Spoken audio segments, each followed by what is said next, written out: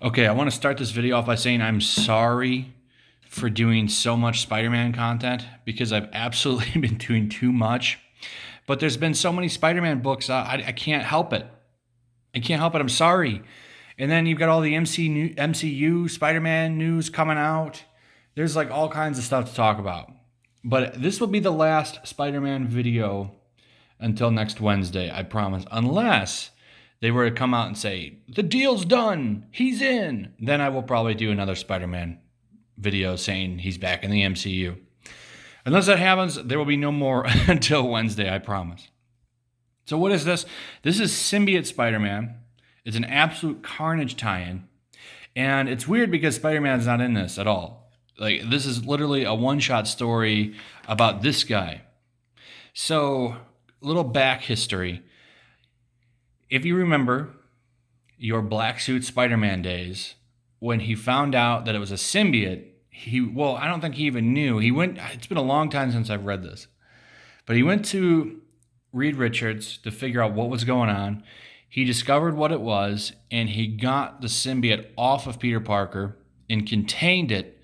And that's where it was the Amazing Bagman. So you know that if you've ever played, and I think this is in the PS4 Spider-Man game. I can't remember if this skin's in there or not. But essentially, like, he got the alien off of him, and he had to go back home, but he didn't have a suit with him, so they gave him a old Fantastic Four uniform and a paper bag, so he had to swing home. I don't remember if he got an adventure or not, if he had to stop anything, but that's where the Amazing Bagman came from. It's a very popular skin that's in a ton of games. And what this is this is the story of what happens to this guy who got taken for a joyride by the symbiote. And it turns out he didn't have a very good life. He had his son. He was a judge. He had a son that was in college, wanted to be a writer.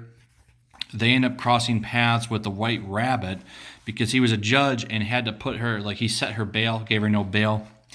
She didn't like that because she's crazy, tracks down the judge and finds him with his son who, like, has a horrible fast food diet. By the way, she looks very good here, gotta say. I think it's just a redhead thing, but that redheads are an endangered species in Hollywood, let me tell you.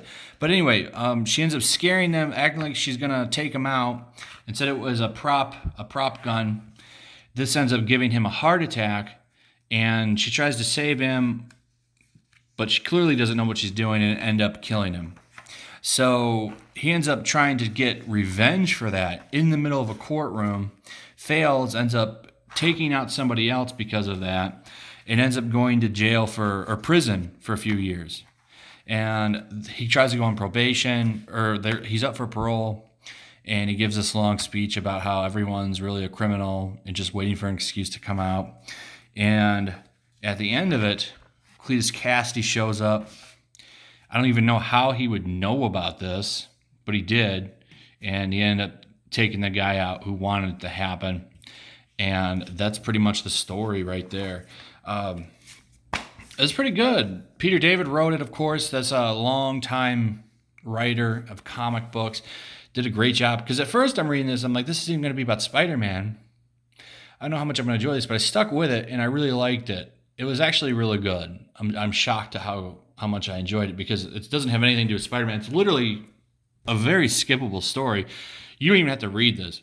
If you're trying to save money, you don't even really need to buy this or read it. You can totally skip it, but it was very good. I enjoyed it more than I thought I would. Very good storytelling, very good writing. It was a nice little one-shot story, filled in some lore, find out what happened to this dude. And I like how it's, literally starts off with this scene, like taking, like, right from the books. I thought it was going to be a Face Smile book at first. If you know what that is, that's where they reprint old comics and use the ads and everything. But I ended up liking this a lot. I'm surprised at how much I liked it. I really am. It's worth a read. It really is. But comics are expensive, so I'm not going to say you should definitely pick it up. You could definitely skip this if you wanted to. But I really did enjoy it. So anyway, like and subscribe. Hit that notification bell. Check out the links in the description, particularly to my Twitch. I'm trying to build that up. There is a membership option, I think, on the channel now. It should be open. That's up to you if you guys want to do that or not. It would be appreciated, but no pressure. You don't have to. You don't have to do anything. You can just enjoy the content, to be honest. So anyway, take care, guys.